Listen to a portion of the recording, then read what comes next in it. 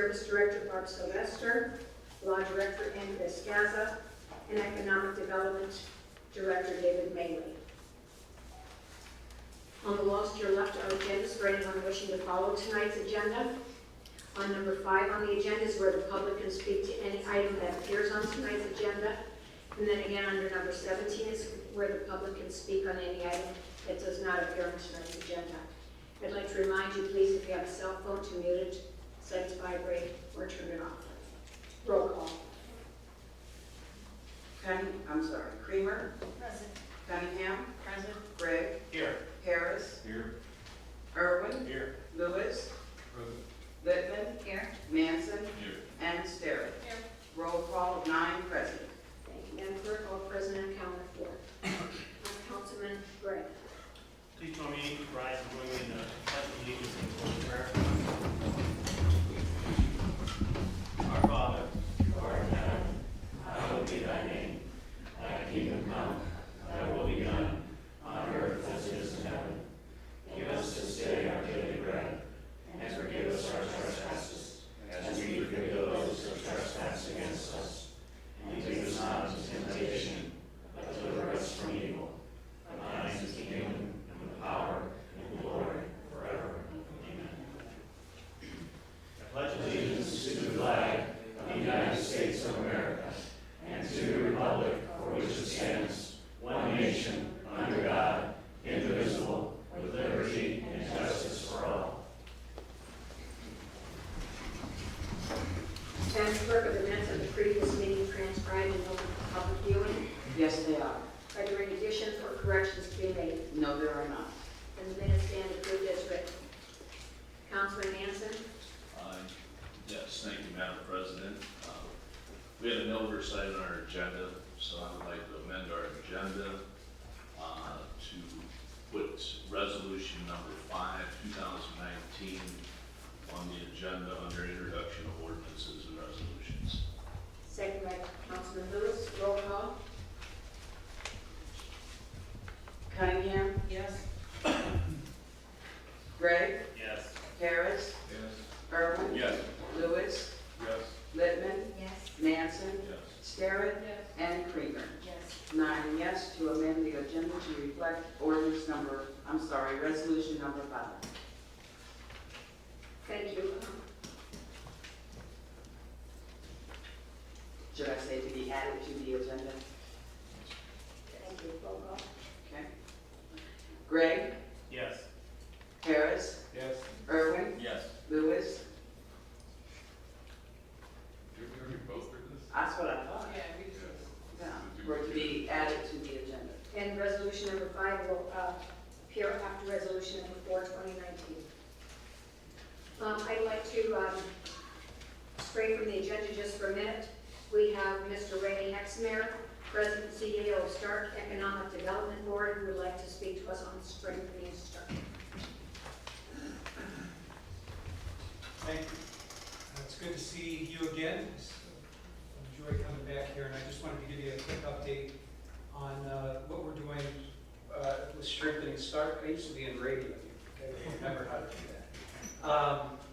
And just give you an idea of what's going on throughout the county. Stark Economic Development Board is funded by businesses. We're a nonprofit in the community, and also receive money from foundations, county commissioners, and some governmental entities. So our job is to help businesses grow, either the ones that are here or ones that we can attract to the area. So I've been in the position 2 years. I spent 30 years in the private sector. So it was on the other side of the desk for this, and it's been a great joy to see what's going on in Stark County.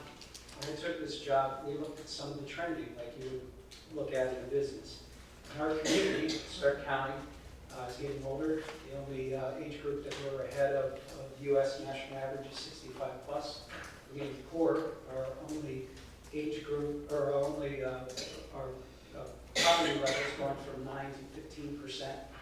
And we're getting smaller, at least projections show that. So what can we do to turn that? If that was a company, you would want to try to do something different, and that's what we've been doing for the last 2 years.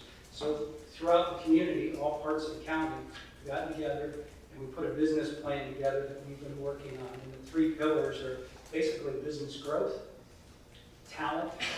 There's a big talent need that's probably the Achilles heel for some of our companies right now, trying to find folks to work, and then quality of life issues. So we had 16 initiatives. We've narrowed that to 6 priorities in those 3 areas, and are working on a variety of different things, like we put together a jobs database.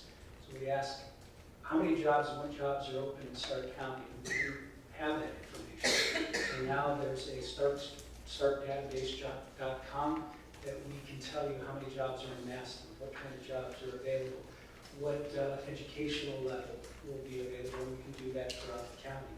Because as the county rises, so do all of the individual communities. That's one initiative. We're working on a GIS system that through the auditor's office that can look by neighborhood, look around the business and see what's available for people that are available for work, what daycare centers, what transportation and SART is available, so we can tactically look at our neighborhoods and see what we can do to attract some of this, or change some of this trending. Our focus at SEDB in partnership with Dave and the mayor is on business growth. So we started to look at how many businesses do we have in Stark County. There are 15,900 businesses. 594 of those businesses are revenue of $7 million and above. So how can we visit or get to as many as possible? So we started 2 years ago working with our partners like Dave and the other communities, the City of Alliance, North Canton, to partner on calling on as many businesses as we could. So 2 years ago we called on 70. Our goal this year is 225. We're at 145 right now, so we're on track. But why is that important? There are state dollars that are available to our businesses if we can get to them, if they're expanding, before they start a project. If we get to them after the project where they don't know that's available, that opportunity is going with the state. The state, through Jobs Ohio, funds this through cigarette and liquor taxes. So our goal is to get Stark County's unfair share of those dollars, because they help our businesses grow. So to give you a little bit of the metrics I gave you, the calling outreach, we've created jobs that aren't listed here, but the only way we count them is if there's a contract with the state of Ohio and the business. The business has 3 years to deliver on metrics of CapEx and jobs. So to give you an idea where we're at, our goal this year was 600 new jobs contracted with the state. We're at 686 right now. We have a good funnel. There's about 12 other projects in the chute. And payroll on those 686 jobs is a little over $30 million. CapEx invested in those projects is $115 million. Our goal was $100. And our Jobs Ohio grants 2.5 years ago was $135,000 for the county, is just over $4 million. So that calling effort and that work that we do in cooperation with Dave and the other economic developers, we feel is paying dividends that we hope to increase going forward. Attractions always, how can we get new businesses? And about 80% of the projects we get are from our current businesses. The best chance to grow is the ones that are already here. It's very competitive. Outside this area, people get free land, huge tax incentives. Bringing companies in is very challenging. Sometimes takes, we've been working on one in Alliance for over a year. So it's hand-to-hand combat. You got to have talent, you got to have the land, and you have to have incentives in place, and it's very competitive. We've done some things this year to be more outreach-oriented. So we started a social media campaign. The commissioners gave us a grant, and 2 of the sites that we pushed were the Maslin Energy site, which is the DePietro site, which we think has great potential, and the county farm, where Hendrickson just announced that they were expanding. So those are some of the things that we're trying to do differently to help move this forward. Finally, I'd like to thank Dave and the mayor and you. Anytime we've come to you with a project, you guys have responded quickly, which helps us. Dave and I were on a call this morning with a company that had nothing to do with growth, but more with talent. And it's a very important company that if we don't help them solve their talent issues, it creates an issue that that company may look at other markets that they're in for those jobs. We've worked in other communities, not Massillon, with issues with utilities. One issue was somebody had found a vacant house and set up a drug house that was right next to a business, so we worked with that city to help close that. So economic development is a wide variety of things, but the bottom line is what we leave the business with, what Dave does, what the mayor does, is how can we help you? What can we do to keep you here? What can we do to help you grow here? So I just wanted to stop quickly and thank you for all of your support and appreciate what you do. The mayor sits on our governance committee, which is Strengthening Start Governance Committee, is representatives from all over the community working on the Strengthening Start project. And I'm also lucky enough to have Buck Esmer as the chair of SBDB, who's been a great representative and helped us move this initiative forward. So thank you for your time. Mr. Exner, if they have any questions. Yep. if you're- Happy to Questions? answer anything. Councilwoman Litton? You mentioned startdatabase.com. Is there an application that would be on that site if there is a business that would like to seek out these dollars? Yeah, it's what they can do on the Start Jobs database. That's for them listing any of their jobs. So if you talk to any of your businesses, if they go on that site and their jobs aren't listed, please call us or call Dave, because we want to get as many of those jobs on our site. For the grant money, if you're talking to any businesses and they're expanding or talking about expanding, primarily in manufacturing, please let us know, because if they're adding between 25 to 30 jobs over the next 3 years, there may be a possibility for grants. You all approved polymer packaging. Polymer packaging, we had a great meeting with them, and they were looking at either Michigan or expanding on their site. So we were not only able to get some help from folks here at the city of Massillon, but Jobs Ohio gave them a grant also, which ended up keeping those jobs and that expansion in Stark County. Should they contact you? Should they contact Dave? Contact Dave or me, either one. We'll take, either we work together. So we talk quite a bit, so if we get something like that, let either one of us know. Is there a dollar figure that they're looking for? An expansion of X dollars? Not necessarily expansion, it's more how many job creation. So anything 25 jobs and above does help if they're doing some type of capital expansion, but not necessary. Anyone else? Did you say the website, startjobs.com? Startjobsdatabase.com. Thank you very much. All right, thank you.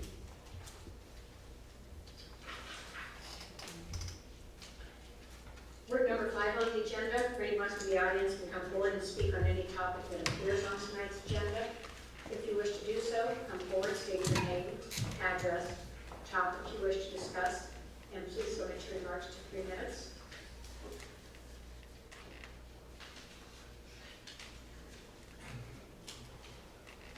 Madam President, Yes. is Mr. Hexamer, would that be part of the agenda that we could speak about real shortly with Mr. Hexamer? That he spoke just now, we speak about what he was speaking about? Did he leave? I think he just left. Okay.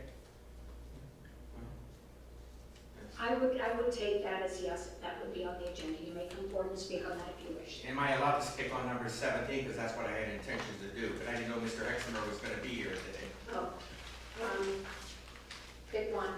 No, I picked one. Pick, 3 minutes. You can get them both in. Where was I? I thought it was at Roosters, it said pick one of 3, Madam President. It said price, quality, and service, so I picked one of the 3, but okay, thank you, appreciate that. I know Mr. Hexamer, I mean, I talked to him on the phone, but I don't know him personally. Okay.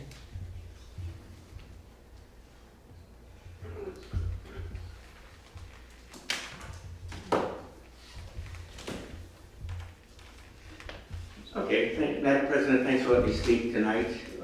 President Pro Tem, Mr. Mansell, City Council members, and all my friends in Massillon, the Mayor, the Safety Service Director, and discuss.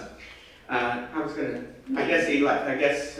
Name and address. At 2954 LJ DeLuca, 2954 Veterans Boulevard, Southeast Massillon, Ohio. So I guess Mr. Hexenberg left. I remember him when he was with the Beaver Cattle Company, which was WHBC, First Communications. And I understand that, I don't know if he's part of the Stark Metro, Akron, Metroplex, or whatever. But we've had a lot of businesses, that have left Massillon. Fisher Foods, Subway, Kmart, Elam Music, Service Still Aerospace. Why couldn't we got a bigger place here? They said, well, no. Pivot Sports, Building 9's leaving now in September. I got more, I'm not gonna give the whole list. We got a lot, I'm concerned. This election's gonna come down to economic development and Affinity Medical Center. And I'm concerned, Mr. Hexenberg says he's working with Dave and the mayor, and I'm sure he is. But he also worked with Navarre and I believe it's Mayor Benson and Navarre to get them. They have a lot of land. But Mayor Benson, I believe it's Mayor Benson and Navarre. He's very smart. He had all the land saved up, so they became landlocked. I talked to him on the phone, and I talked to some other people. The land was not landlocked, so they got Hendrickson. I'm sad about Hendrickson. Okay? Our companies are leaving one after one after one after one, and we're not replenishing. When I fill up at Speedway, I have gas in my car, but when I get to, my car, when I get to like 40 miles a gallon, it goes, my lights go to bars. And I'm afraid right now, we're at the city of Massillon, we're at bars. We need economic development. I'd like to know from Mr. Hexenberg, I plan to call him tomorrow, because he left, what companies they work with. Polymer Packaging, as a matter of fact, I thought they were considering some other things too, but I'll look into that for all the citizens of Massillon, Ohio. But I wanted to address Mr. Hexenberg, but unfortunately he left. I think he's a great guy, and I just want economic development to be first and foremost in the city of Massillon for everybody. Thank you. Thank you. Okay.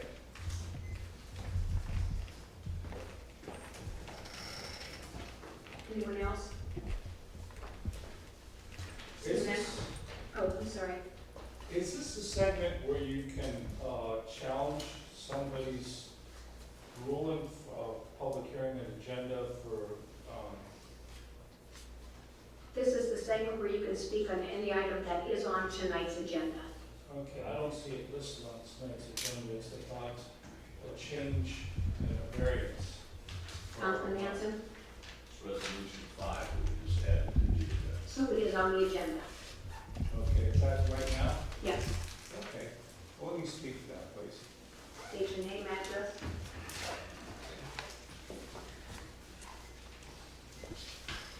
Hi, how are you? I don't know if you remember me, I was here last week. My name is Bruce Barson. That's B as in Victor, R-S-A-N. And I am here, Address. 1211 Spring Hill Avenue, Northeast Massillon. And I am here about an applicant that appealed the 35-foot setback rule on the back of his property. And that happens to be a neighbor of mine.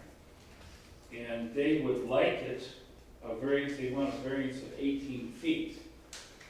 And my objection was that it establishes a bad precedent because there's less and less green space. And when they build up in their lot, there's nothing left.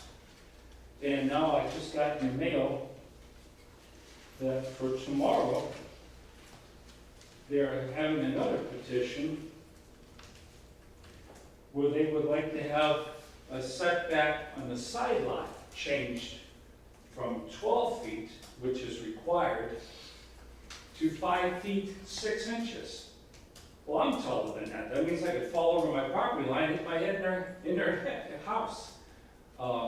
All the green space is being used.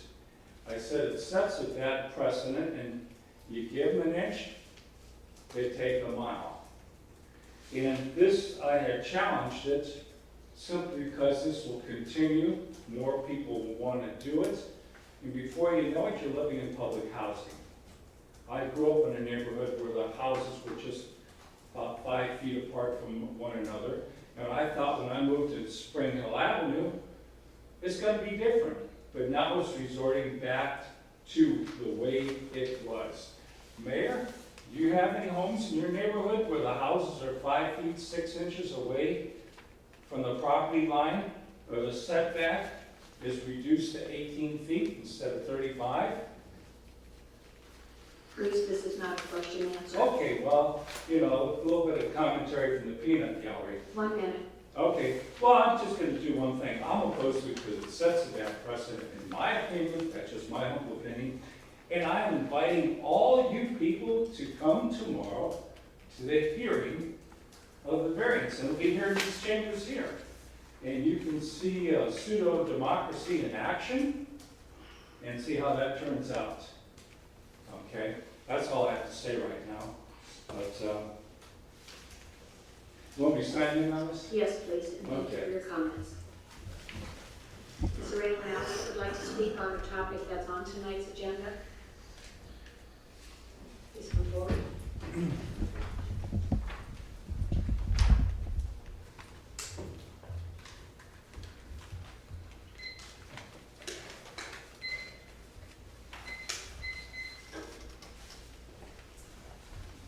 I am James Hoppestow, 2443 Whitbury Avenue Southeast, and I just want to address some upcoming legislation. Looks like it's on introduction mode.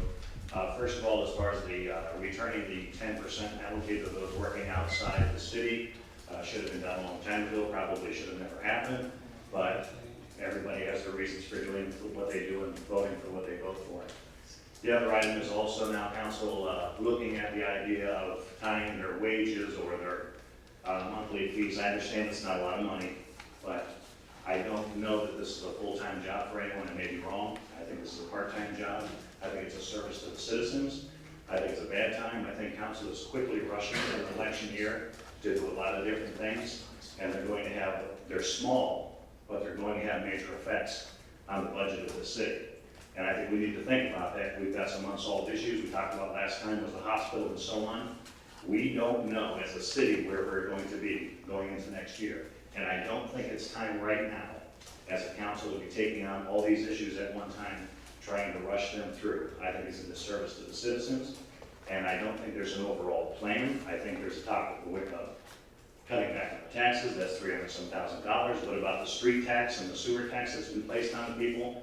And fee tax, fine, you can argue that point.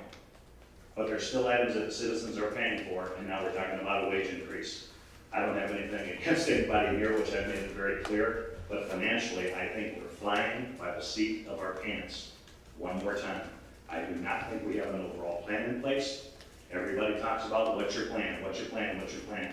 My question is, for this council, what is your plan, the overall plan, and how does it work together? We can piecemeal it, but we're gonna end up in a financial problem because we have not solved our hospital issue, we have not replaced our reservoir, we have not done a lot of things, and I think we're playing with fire with our budget for the future. Thank you, everyone. Thank you. Anyone else? Seeing none, we'll move into introduction of ordinances and resolutions. Ordinance number 114, 2019. An ordinance repealing ordinance number 68-2012, effective January 1st, 2020, and reinstating the increase in pay based on the previous year's United States Consumer Price Index for the council president and council members and declaring an emergency. Councilman Manson? First reading. Thank you. Ordinance number 114, 2019 has received first reading. Ordinance number 115, 2019. An ordinance repealing ordinance number 69-2012, effective January 1st, 2020, and reinstating the increase in pay based on the previous year's United States Consumer Price Index for the mayor, auditor, law director, and treasurer, and declaring an emergency. Councilman Manson? Yes, thank you, Madam President. I would ask that you invite the law director up to the podium, and we have an amendment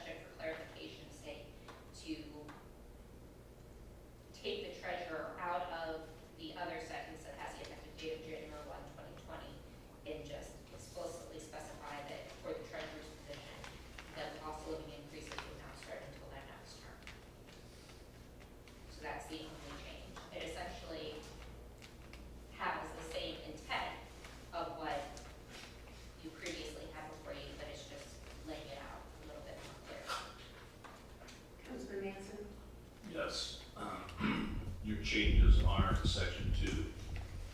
Right? And you're taking the treasurer out of what it said on the other one, effective January 1st for all. Correct. And you're adding the effective January 1st, 2022 for the second, or for the treasurer. Correct. And in essence, the title is also amended, because in the title, it did have effective January 1. So I did remove that from the title as well, since we had 2 effective dates. Councilman Lewis? Just to be clear, all we're doing then is amending the language tonight in order to properly reflect what the original intent of the offer was. It has no bearing on anything else other than to reflect that language, correct? Correct. And previously, when ordinance 6869 were passed, because again, the treasurer was midterm, that didn't take effect for that position until her next term.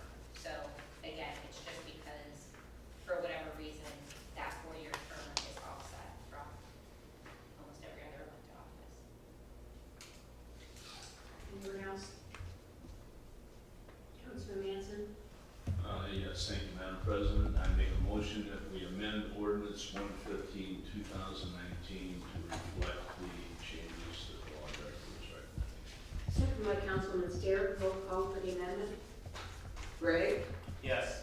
Harris, Yes. Irvin, Yes. Lewis, Goodman, Yes. Manson, Yes. Garrett, Yes. Krieger, Yes. and Cunningham. Yes. 9 yes to amend ordinance number 115-2019. Madam Clerk, ordinance number 115, 2019 has been amended. Councilman Manson? First reading. Thank you. Ordinance number 115, 2019 has received first reading. Ordinance 16, 2019.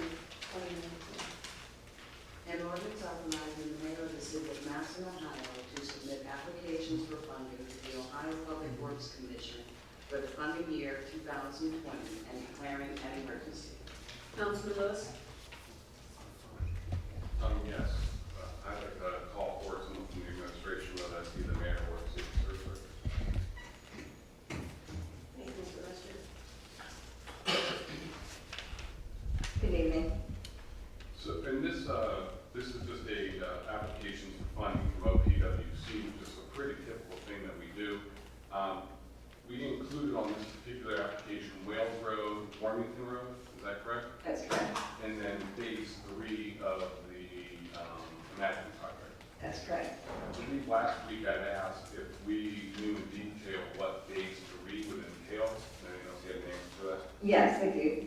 I went back and actually got the figures as well of when the applications will be for. As you know, the Welch Road project has been approved as a $9.9 million project that ODOT did the safety study, and they have awarded the funds for that. And then we're going to the OPWC for the remainder portion of that. And I just wanted to explain, because usually when we get ODOT, there's some kind of match, and we Yes. get OPWC to cover the match that ODOT would require. Correct. And that'd be 10. Thank you. You're correct. So that's what that portion is. So each of these here are actually asked for in applications as priorities. So that is our number 1 priority. The grant, as you know, she said you're familiar with it, actually it is competitive throughout the county. The Lincoln Way Streetscapes basically is the portion, and I did put that on your update sheet there at the bottom. It is the portion of the Lincoln Way Streetscape phase that is not as a part of the project that's in construction right now.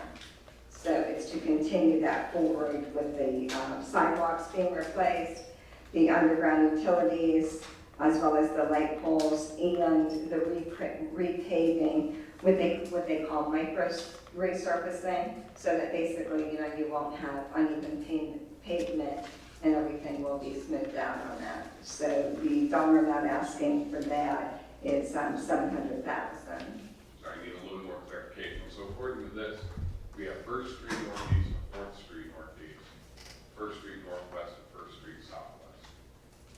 So the portions of the downtown Lincoln Way That that are program not under in the, construction? that are not under construction at this time, from those streets, those next few blocks, coming both ways.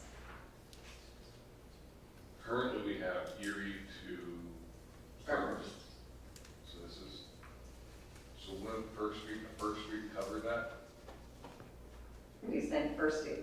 We're going up to Fourth, all the way up to Fourth Street, No, if you're headed to the east. On both sides. Going the other direction. And then go the other direction. Starting first. Okay. And that is to do sidewalks? Sidewalk replacement, underground utilities, the light poles, and then, like I said, to actually repave that pavement as well. What kind of shutdown are we looking at to do that? And when are we looking at? I don't know that that would be determined, I guess we'll probably see if we get all of the funding, would probably be determined after that fact.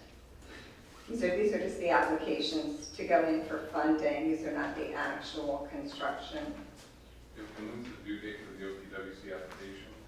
It is September the 13th, and generally speaking, they say that each year, because they are competitive, most all communities don't apply until right near the end, and the reason being is because if in fact, let's say for instance, our Richville Drive project or one of our other projects, we ran into some issues, needed some additional funding, that may be our priority. So typically, the engineer said you wait until closest to the application date to put them in, just to make sure that all of your other construction projects have been funded and you haven't run into any additional emergencies.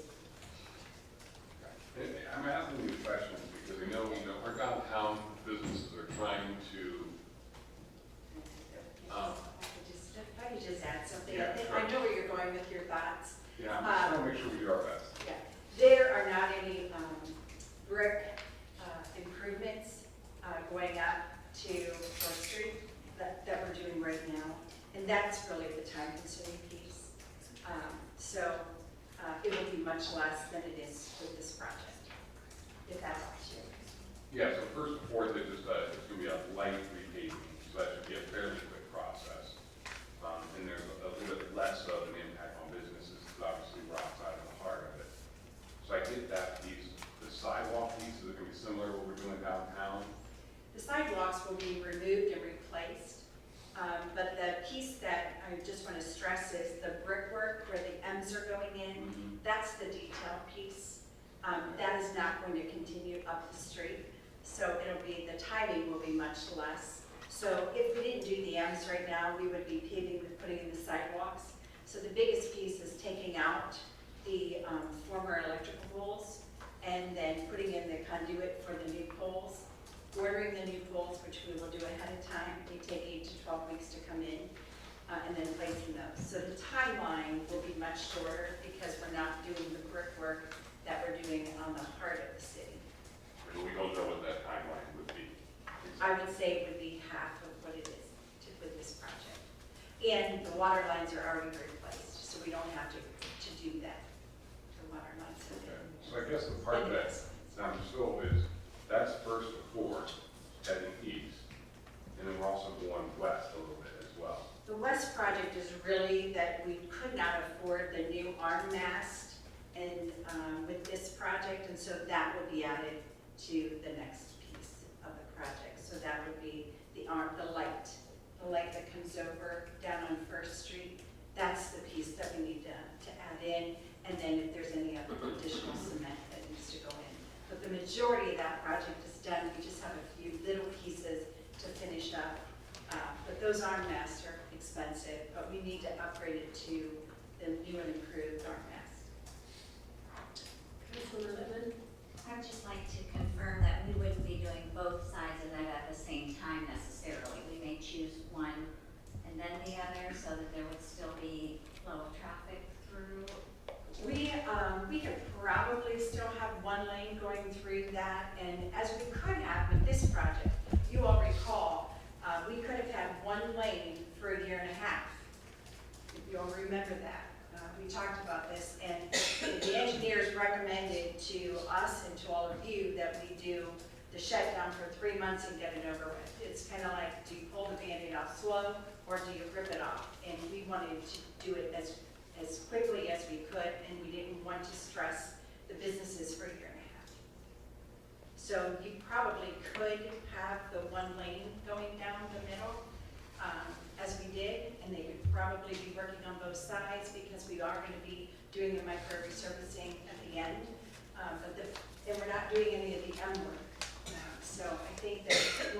much better timeline, much shorter timeline than we do now, but we wanted this project to be, really have a presence when you enter Massillon, that you know you're in Massillon. So it'll be a mark for our city.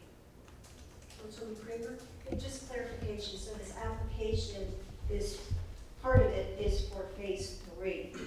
Correct. And Safety Service Director said it was a $700,000 project, that's the total amount, or is that the funding we're requesting?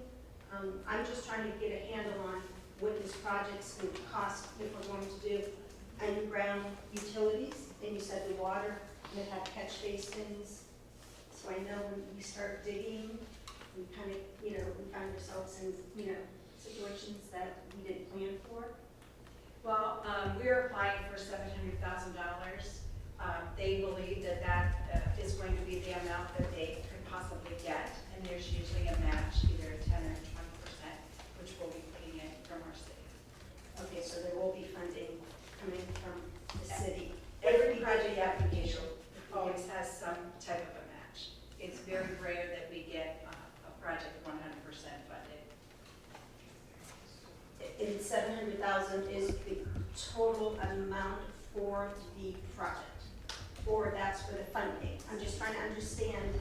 It's That's all. 875, and we're requesting 100. Excuse me, 700, The project's 875,000. Thank you. approximately. That's what they're guessing. So they do a pretty good job of guessing, but you still have to go out to bid. You still have to have contractors bid. It could come under that. So we just don't know until we go bid for it. But this time, what we're asking you to do is just to put the application in. And as the Safety and Service Director said, it is a competitive process. We're not even guaranteed to get any of them. We just have to apply, and we hope that we score high enough.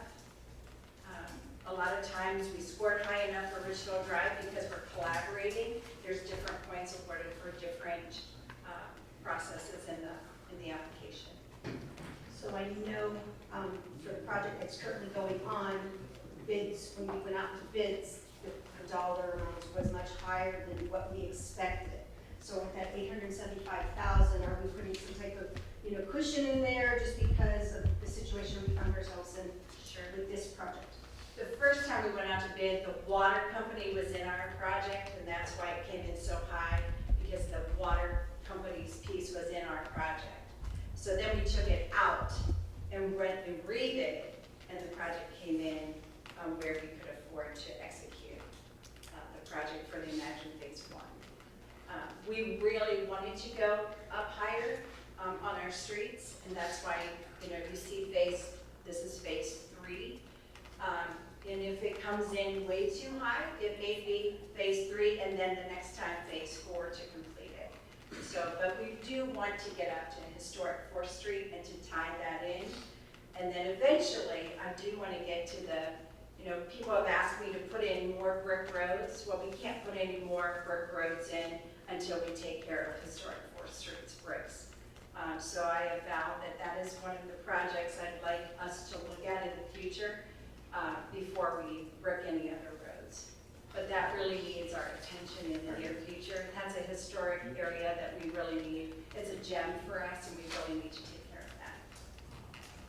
Councilman Littman? Are each of these projects applied for independently of the others, or is it a group application? No, it's independent. They're all independent, and they'll rate them, and then we'll find out late fall which ones have been approved. Councilman Manson? Yeah, to clear this up a little more on this streetscape 3. Okay, I think I understand from First Street northeast to 4th Street northeast. What are we doing from Erie to First Street southwest? That is part of one. That is going to be part of what we're doing right now. Here, let me see if I have the picture. We are, the arm mast is missing. That it's over $100,000 for the updated arm mast. And so that's really the big piece of that southwest area that's missing, Paul. Yeah. What I'm looking at here is we have the sidewalks and everything torn out from Erie to First Street. Yes, Is so that we are going to be- doing, That's We are- going to be resurfaced when we resurface yes, all of one. right, and plus the arm mast. The sidewalks will be complete. And that's phase one. That, the sidewalks is phase one, the street resurfacing and the arm mast will be phase three. And what's phase two? Phase two is the amphitheater, Duncan Plaza.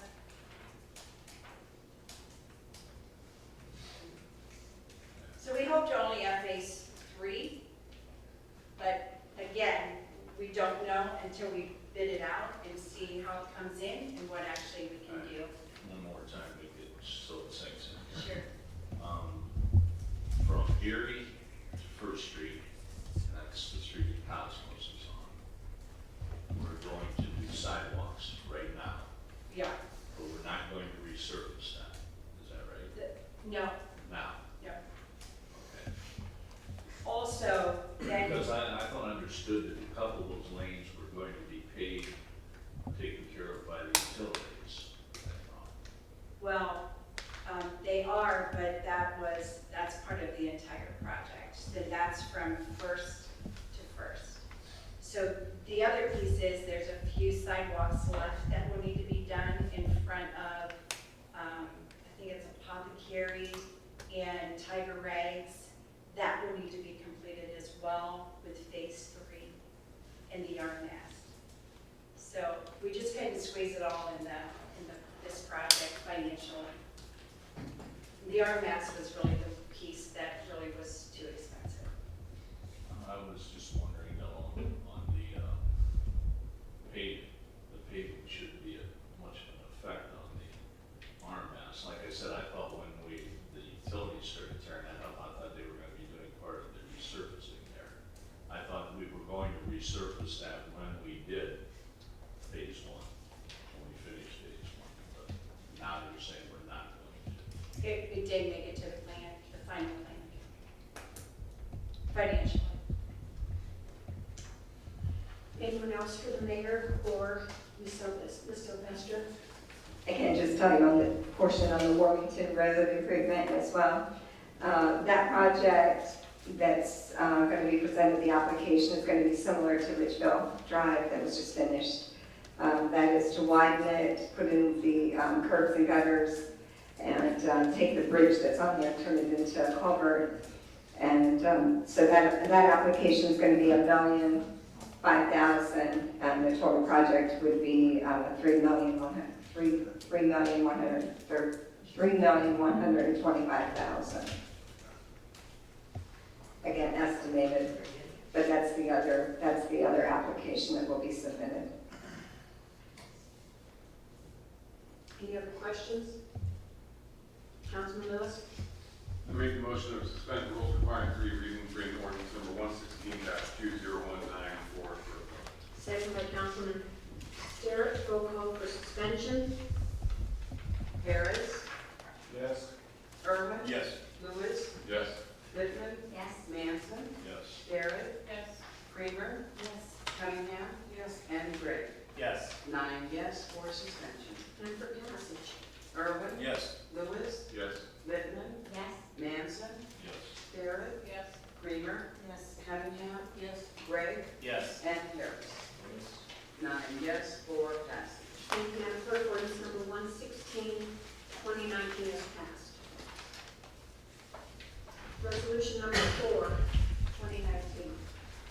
A resolution supporting the 80th anniversary of Stark Metropolitan Housing Authority for the services they provide to the citizens of Stark County, which includes the citizens of Massillon, Ohio. Councilman Manson? Yes, we had a letter from Stark Metropolitan Housing requesting their support. So unless anybody has a reason why we shouldn't, I'm going to move to waive the rules and bring this forward tonight.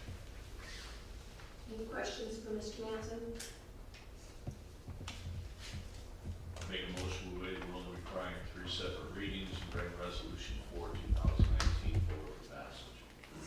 Councilman Littman. Roll call for suspension.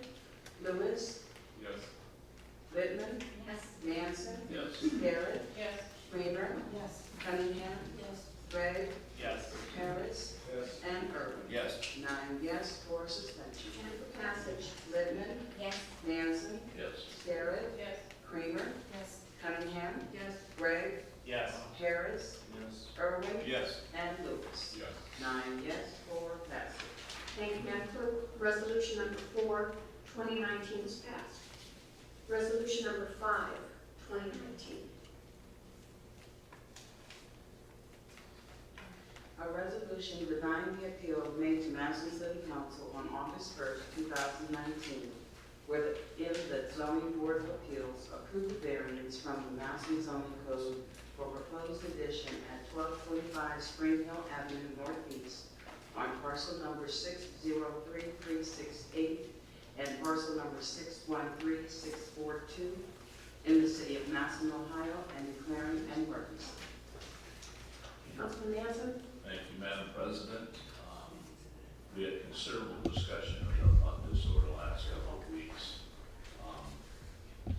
The zoning board of appeals approved this unanimously. The Spring Hills did not contest any of it. They did not object to this. This comes right up against their border. So unless there's a reason somebody comes up with it, I intend to try to move this forward tonight. Seeing none, I make a motion to waive the rule requiring 3 separate readings and bring resolution 5, 2019 for passage. I'm sorry. I make a motion that we waive the rule requiring 3 separate readings. Bring ordinance number 5, 2019 forward. Seconded by Councilwoman Cunningham. Roll call for suspension. Manson, Yes. Sterrett, Yes. Kramer, Yes. Cunningham, Yes. Gregg, Yes. Harris, Yes. Irwin, Yes. Lewis, Yes. and Littman. Yes. 9 yes for suspension. And for passage. Sterrett, Yes. Kramer, Yes. Cunningham, Yes. Gregg, Yes. Harris, Yes. Irwin, Yes. Lewis, Yes. Littman, No. and Manson. Yes. 8 yes, 1 no to pass ordinance number 5. Thank you, Madam Clerk. Ordinance number 5, 2019 is passed. I'm sorry, resolution number 5. Madam Clerk, is there any unfinished business? No, there is not. Are there any petitions and general communications? No, there are not.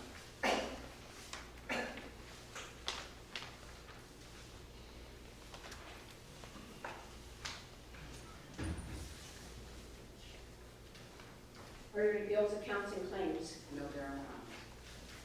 Are there any reports from city officials? No, there are not. Our next work session is next Monday, September 9th at 6:30. Are there any resolutions and requests of council members? Seeing none? Call the calendar. Number 14, third reading ordinances and resolutions. Ordinance number 108, 2019. An ordinance amending section 181.801, credit for tax paid to another municipality of chapter 181, income tax, of the codified ordinances of the city of Madison, Ohio, and declaring an emergency. Councilman Lewis. Yes, on this particular issue, there will be an amendment tonight. We should have all received a printout prior to the council meeting to review. At this time, Madam President, I would like to call forward Law Director Scott. Ms. Gadsden.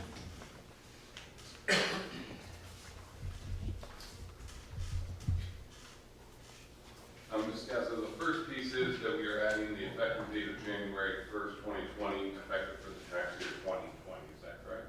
That is correct. And then would you like to go into more detail about the paragraph that you are using to amend and where that amendment will take place in the ordinance? Yes, under section 2, in exhibit A,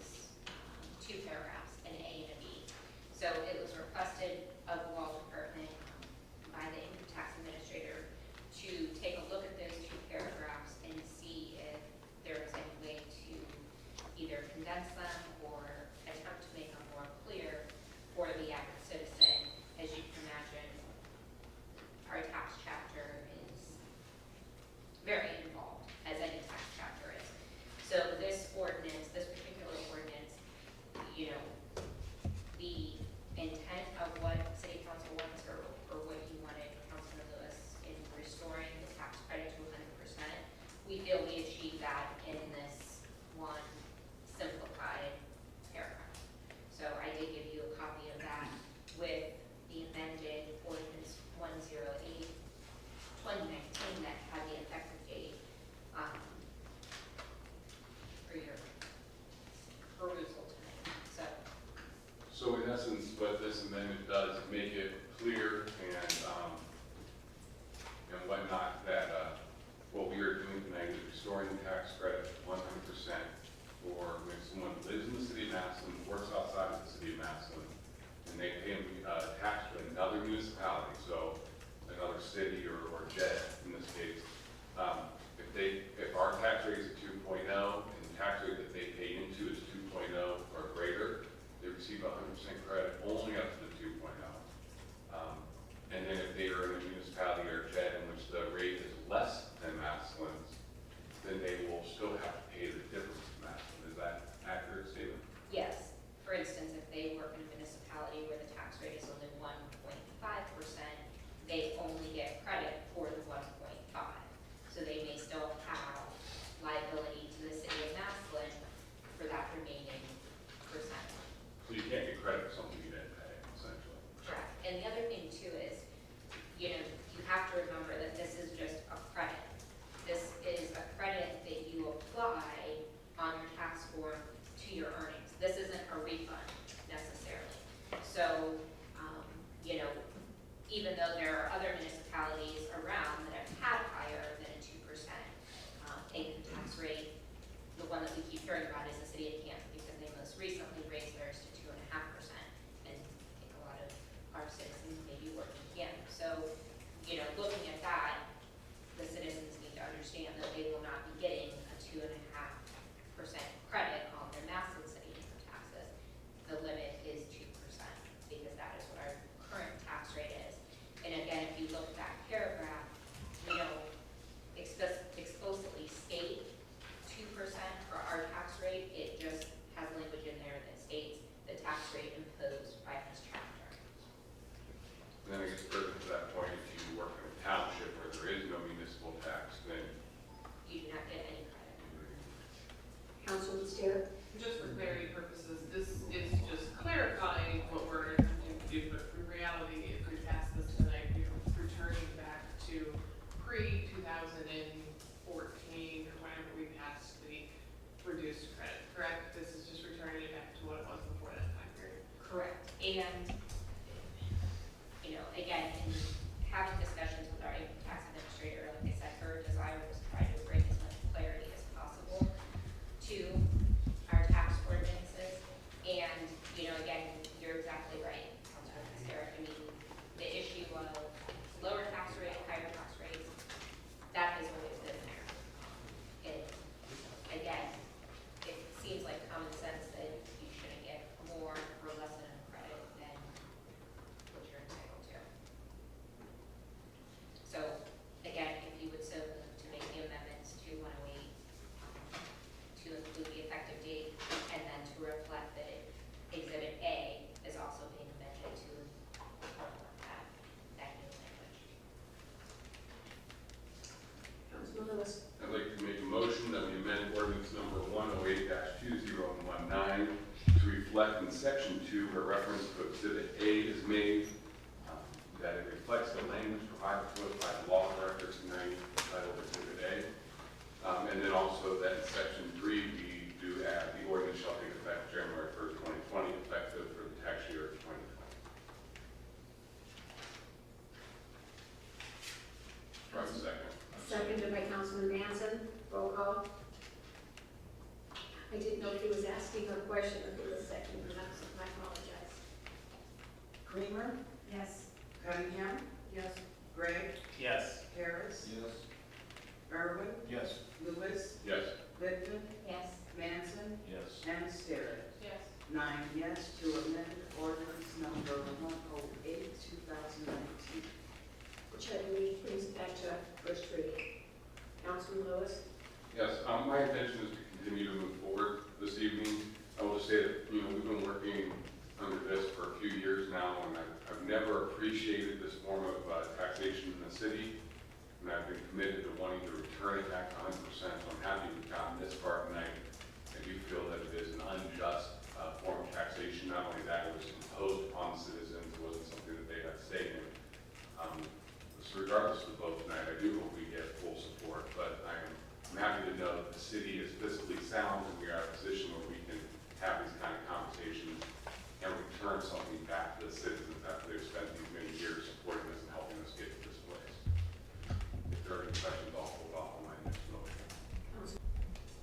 Yes, I'd like to suggest that we take this back to first reading, take it back to committee, and start talking about it more. I personally will not support this, at least not right now. We had 3 different votes on raising our city income tax 0.2% for our streets. 2 of them, we agreed that we were going to take the first 1.8 back to 100%, and we were going to make everybody pay that 0.2. And somehow we switched this to 90%. It still ended up being 0.2, but you're looking at 90% on the whole 2%. I believe the situation we're in right now, that when we came out of fiscal emergency, part of our plan, this was tied to our plan for 5 years. Okay? I don't feel confident that we are that sound going beyond that 5 years right now. First of all, I don't think we're making headway on the streets and stuff like that we should be, catch basin and stuff like that. I've heard us talk about, funding, where are we gonna get funding to do different things, we keep spending funding on the streetscape and stuff like that, and we talked about wanting to do Walnut. I just think this is, the wrong time to be doing this, and I would like to have some more discussion about it. We've had very little, and I haven't said much up until now. I've just been listening to this. I kind of felt like maybe it wasn't going to be moved for a while. And I'd just like to take it back, get into committee and discuss it some more. Councilman Starrett? I feel like we've discussed this quite a bit, and I'm in agreement with Mr. Lewis. I think that we've always, multiple people on this council have always said we want to get rid of this as soon as we possibly physically could. I think at this point we can. I mean, we're looking at giving ourselves raises and giving the administration and other elected officials raises, because we also need to make sure we're giving back to the citizens. And I think this is a good way to give back to the citizens at this point. Councilman Cunningham? Thank you, Madam President. We have discussed this for an awful long time, and why I'm in favor of this is to help the young families that want to come into Massillon, and because of this taxation, they don't feel comfortable to do it. And so that's why I'm in favor of passing this along tonight. Councilman Gray? I would echo Councilwoman Starrett and Councilwoman Cunningham's remarks. I just have, and so I'm leaning towards supporting this as well. I do have a quick question regarding the language in section 3. So it states, ordinance shall take effect January 1, 2020, effective for tax year 2020. What happens after tax year 2020? Are we voting on this again? Or how does that work? From my understanding, the law director can speak to it if she needs. It's just making sure that everyone understands that next year, especially when some people will be paying quarterly taxes next year, estimates and things of that nature, it'll be impacting next year. And they just wanted to make sure that was clear. So no, this will stay in perpetuity until an action of the legislative branch were to change it. All right, thank you. Councilman Yancy? Yes, something else that goes along with this. I think there's been a little bit of a false scenario that I hear these people, individuals here saying that, they've been hearing from people that they want to roll that back. I personally have not heard it from one single person other than our couple people on council. I have a number of family members that are impacted by this very seriously. They pay a lot of taxes in the cities that they work in, and they haven't said one word about it. I think this is more of people maybe that are in the situation that are tried to get this passed for the city income tax at 2/10. The first 2 times, we said we were going back to 100% on the first 1.8, and everybody was going to pay the rest, and they approved it. So, I still think we should take it back and talk a lot more about it, but if you don't, I won't be voting for it. Anyone else? Madam President, I just noticed something myself in the, both ordinances. We're asking to declare an emergency. The first one does not have the emergency language, and the amended one does not have the emergency language. Whereas we I added don't believe section. emergency would be needed, because the only reason we would use emergency is if we needed to go into effect in less than 30 days, and we have 4 months for it to fully go through the process. Okay. So I mean, Madam Law Director, can you speak to that? Why? You may call for it.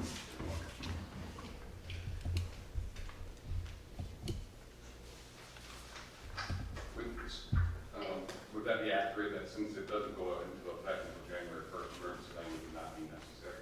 Correct. Well, I guess I'm looking back at the legislation request. I do not believe emergency language was requested, so that may have been a typo on our part drafting the ordinance.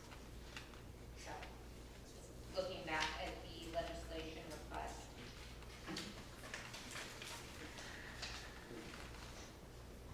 From July 26th, neither was checked, based on the legislation request I have. So unless anyone on council disagrees with me, I don't see why it would be necessary to have emergency language for this.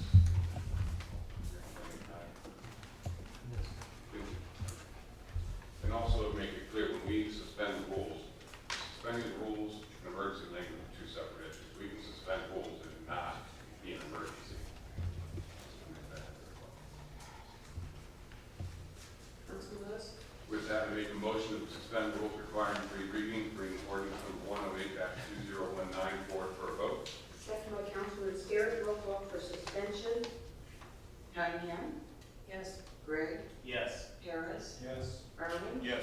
Lewis, Yes. Littman, Yes. Manson, No. Starrett, Yes. and Freeman. Yes.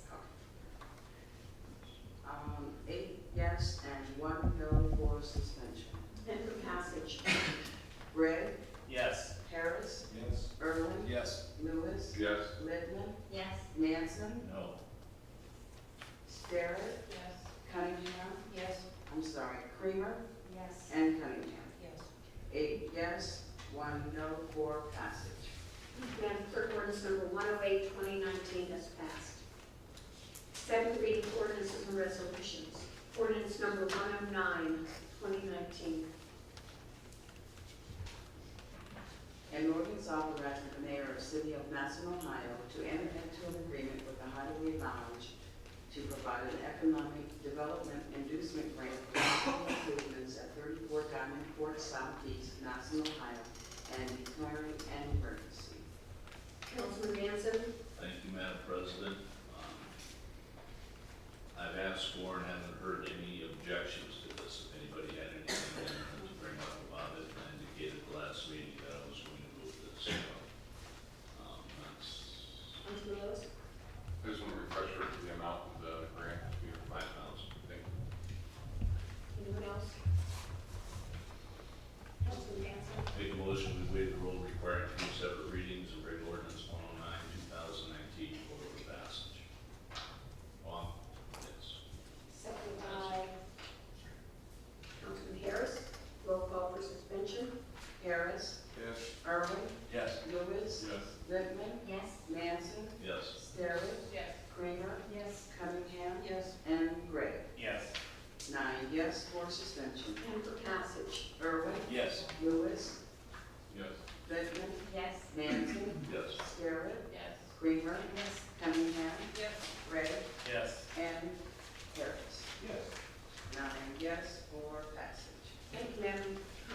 But ordinance number 109, 2019 is passed.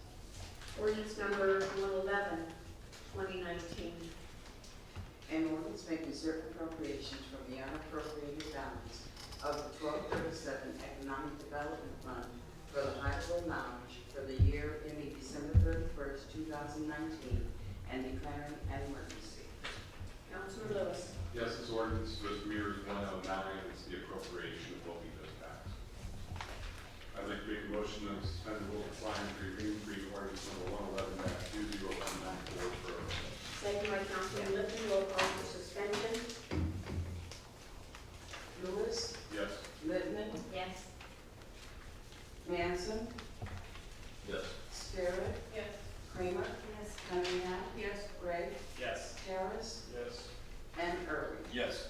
9 yes for suspension. And for passage. Littman, Yes. Manson, Yes. Sterrett, Yes. Kramer, Yes. Cunningham, Yes. Gray, Yes. Harris, Yes. Irwin, Yes. and Lewis. Yes. 9 yes for passage. Thank you, Madam Clerk. Ordinance number 111, 2019 is passed. Number 16, new and miscellaneous business.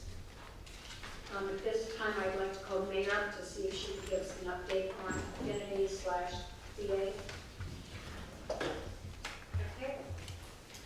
Council President, members of the council, I did get to speak with the director at the Cleveland-based Wave Park. And he did say that they did have all the waivers signed, that there's 6 waivers that needed to have the signatures, and that has been accomplished. There are several steps left in the process. One is that they have to present their business case, and they already have that complete, so they're presenting that to them. And now is the time to bring financials into the picture. So they're working on the financials of what it's going to cost them to get it up and running, and exactly how much property they would like to lease. And hopefully in October, they'll be working on the lease procurement. So we're getting closer. I'd love to promise you that it's going to happen, but I cannot do that. But we're doing the steps that they've asked us to go through. Really is all in their hands, all the work that they need to accomplish. And we've done everything that we can do at this point. So, but they're very interested in the facility. I did tell them that December was our deadline to make a decision, and after that, we would stop putting money into the facility. So they do know that it's a strict deadline. Anyone on council have any questions for the mayor? May I go over a few other things? Absolutely. Conquest recently had a 100th anniversary. They're also having a recovery picnic soon on the Conquest Masson campus, so I'd like to pass these out. They do quite a bit of services in our community, and it lists the services that they have here, so I'll pass these around to each of you.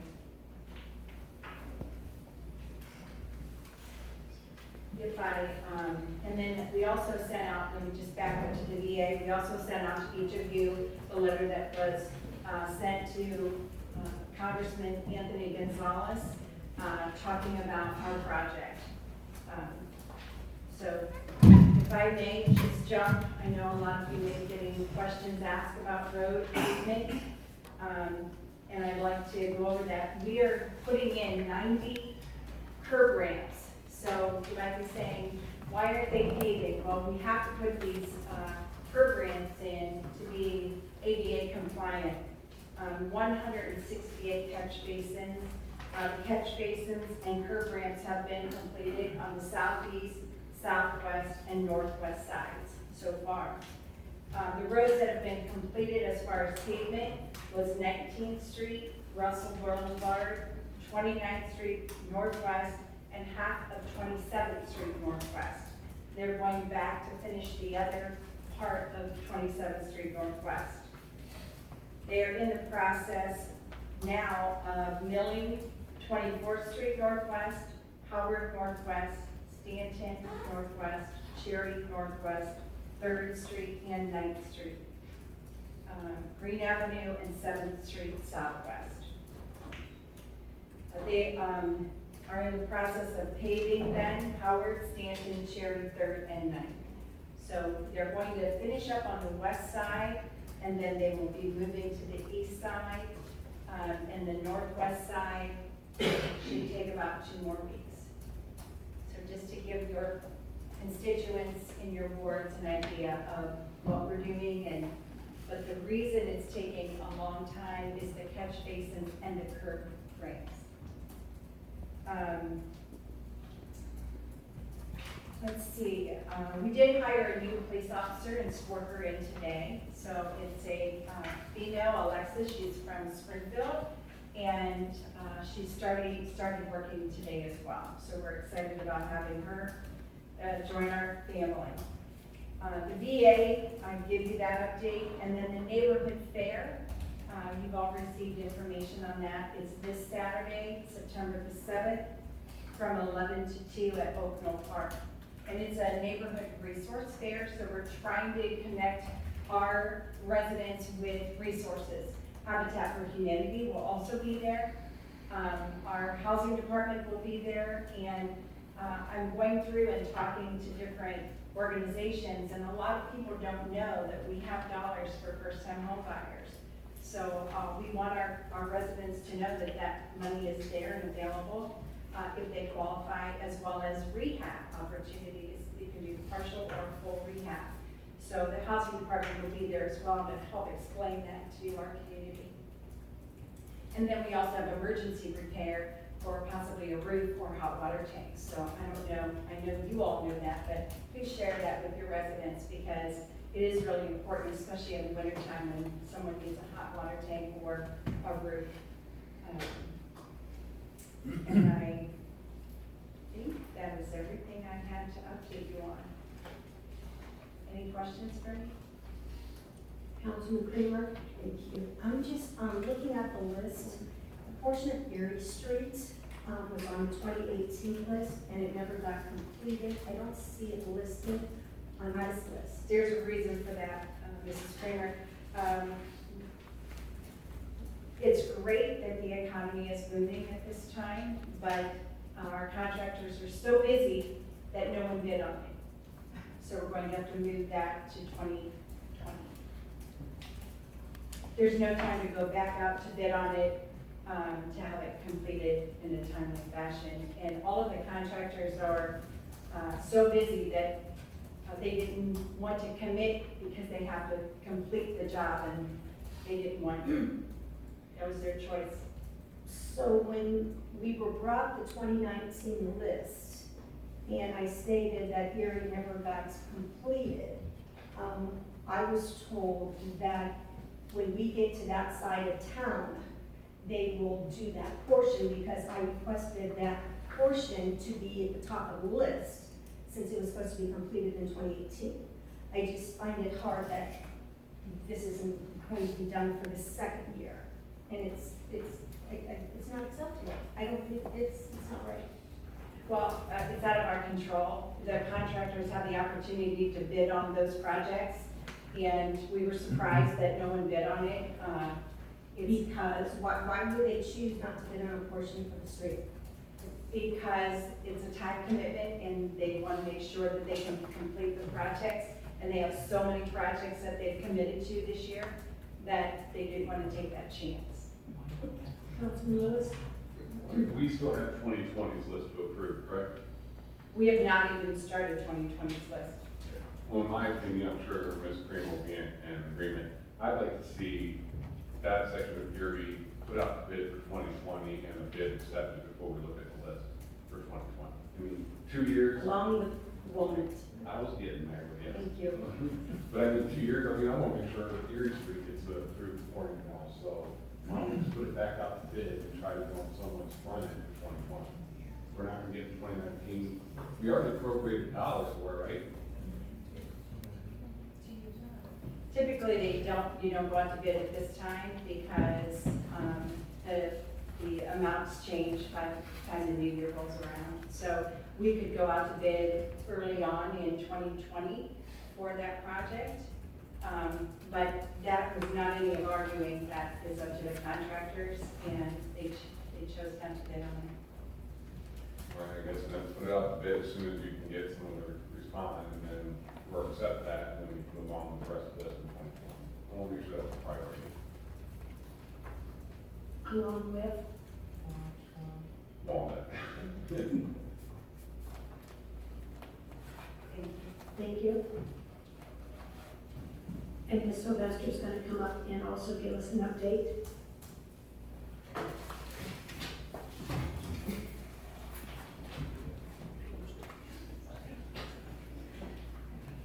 Okay, the mayor covered the first page that we had put together from the engineer's office. So you can see all of the items there. I did have them go ahead and list for you the account numbers so that you can tell each project here whether it comes from the general fund or whichever account that it's coming out of, as well as the accounts that we have set aside for the emergency repairs as well.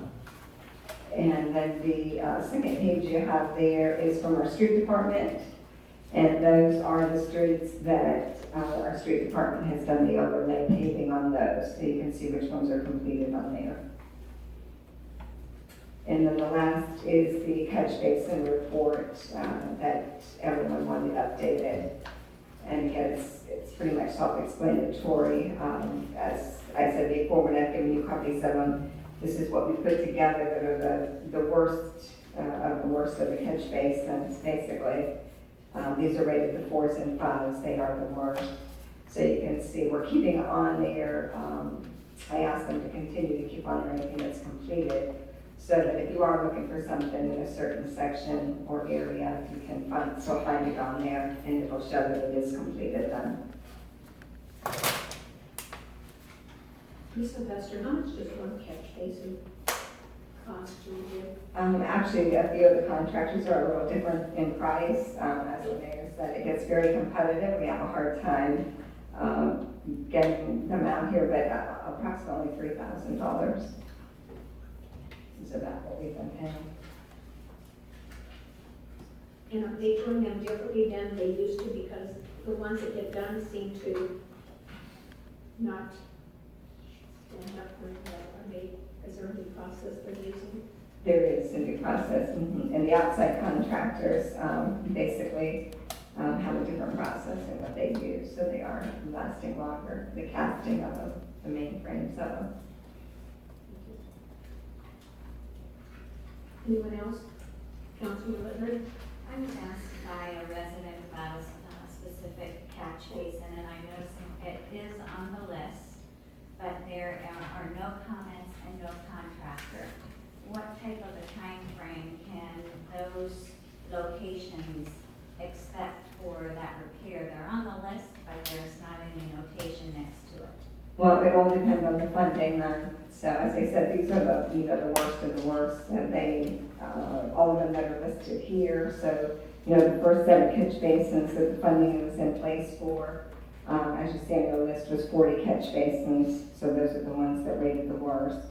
And then the next set of the money that was funded to them was to do the workout to be able to afford about 33 catch basins. So again, that's how they make the list here. So these are all that are rated, the 4s and the 5s, they are the worst. So there's no notation yet, there's no funding yet for those, basically is what that means. There's 4,794 catch basins, and to date we have 3,401 of them inspected and rated. 3,001? 3,401. And then you can see this list is the worst of the worst, which we are now up to 404. That is what we consider the worst, the most dangerous, the plated, the barrels. Is there anything new on the reservoir?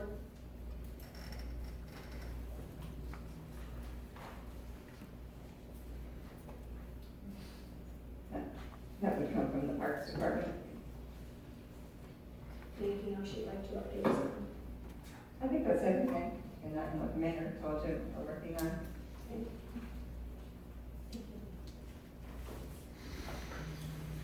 We are at number 17 on the agenda, where anyone from the audience may come forward and speak on any topic that does appear on tonight's agenda. That does not appear on tonight's agenda. If you wish to do so, please come forward, state your name, address, and topic you wish to discuss. My name is Gary Miller, and I live at 1225 Spring Hill Avenue. I'm here tonight with my wife, Linda, who is in the audience, and I just want to express my thanks to council for their support of the variance on the south side of our proposed addition of our property. Now that we have cleared up the confusion, I think, of the setbacks that we have on the west side, we are moving forward to also request that variance and hope that we can provide the information that's necessary and that will allow us to do that and go forward with the construction. We appreciate your consideration of it, but also the concern you expressed the other night as we talked about it. It's been a long and involved process for us, and it certainly is one that we hope we can get completed as quickly as possible. So on behalf of Linda, I thank you very much. Thank you. Mr. Miller, will you sign your name and address? Sure. Thank you. Anyone else from the audience that would like to address council? Thank you. Evening, folks. My name's Barb Benson. My husband here is Derek St. Colin. We live. Could you speak into the microphone for me, please? We live in the Could you South start over for the record? I'm sorry, your name and address. Barbara Benson. My husband Olin is with me tonight. My address is 819 Oak Avenue. Speak into the microphone. We're here because I'd like to pass this information out to the council members. Okay? This is what we've been dealing with for the past 24 hours. Please make sure this is right. There has been an issue with pit bulls running amok in our neighborhood. Last night, 10:30 at night, my cat is out in his own yard, in his backyard. These two pit bulls come from wherever, come into my backyard and maul him to death. And it's a vicious mauling, okay? Because you know how pit bulls kill animals? They grab them by the neck, they break their spine, they don't kill them. And then as the animal is laying there, these dogs are ripping it apart, and it's alive and watching everything that's being done to it. And it can't move, and it can't cry out for help. There's been 3 cats that have been killed like this. There are dogs running everywhere. The one lady cat corner to us, she's got 5 pit bulls. She doesn't tie any of them on. These 2 dogs, I just found out tonight, we're pretty sure they live on Southway, which is the very next street over. Nobody's doing anything. We call the police. He doesn't do a blasted thing. He gets mad at me because I'm in my car going up the street with a flashlight trying to find these dogs. I'm not calling to him or anything. I'm not making any sounds. I'm just looking in between the houses trying to find these dogs. And he threatens me. A police officer threatens me. All right? Because I'm trying to protect my family. And as far as I'm concerned, my pets are my family. I looked at the city ordinance. It says that the only way that you can shoot this son of a bitch is if he attacks a person. I'm sorry. To me, my animals are family. What are you going to do? You're going to stand there, oh no, don't do that, doggy. Don't do that, doggy. This is what you end up with. A mauled, mangled pet. Nobody does anything. Nobody does a blasted thing. My neighbor across the street, I told her about it. And she says, heck with the damn police, sorry. Her husband, he'll go out there and he will shoot the son of a gun first and deal with the consequences afterward. And I'm sorry, but that's what it's going to come down to. Because nobody does a dang thing about these dogs that are running amok in the southeast section. Now, I don't know where else there may be a problem, I don't know. But, you know, that's just like the kids running up and down the street in their cars, 50 miles an hour, and please don't do a blasted thing, and please don't do a blasted thing about the dogs. You know, we moved to Massillon 2 years ago, because we thought it would be a heck of a lot better than Canton, and it is. But it's getting to be a real major disappointment anymore. And I don't want to live in a place that doesn't care about what is going on with the people who are supposed to be making up the city. It doesn't make sense to me. Look at the pictures, you know? If those were your dogs, your cats, wouldn't you be pissed off? And you can't do a thing about it. Thank you for your comments, Barb. Perhaps after the meeting, someone from the administration can talk to you if that's okay.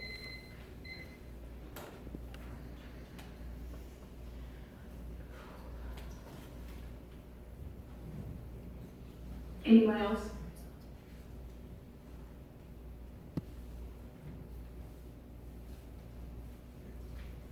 Seeing none. Councilman Gregg, I move we adjourn. second by Councilman Starrett. Meeting adjourned.